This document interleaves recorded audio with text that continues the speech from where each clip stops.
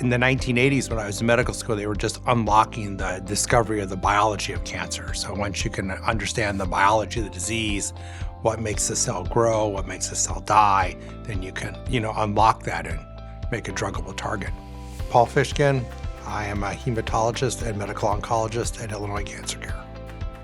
Take yourself back to 1990. Saddam Hussein invades Iraq. When a soldier goes to war, they have to make sure that their measles vaccine is up to date, that their flu vaccine is up to date. That was my job during the first Gulf War, a vaccine specialist. Vaccinated 1,500 airborne soldiers in 3 days.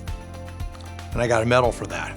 Today, surgery for breast cancer isn't a whole lot different than it was in the 1970s. But the reason why people live longer is because we've identified the biology of their breast cancer and we're treating it. We've identified the oncogenes that make that cancer grow, and we're attacking them. We've identified the parts of the immunological system and made it better. When I started, if you had metastatic lung cancer, the average person lived about 4 months. And today, a third of the people live for over 5 years. Oncology, cancer care is a team sport. So we have, a bunch of doctors, but we also have 500 other people who work here.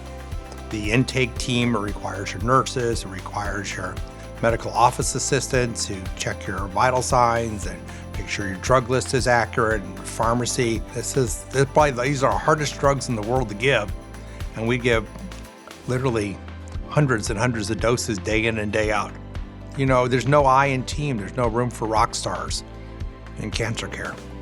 Again, the issue with cancer that makes it different from some of those other diseases where you might see somebody is we are part of a whole community of cancer researchers across the United States, across the world.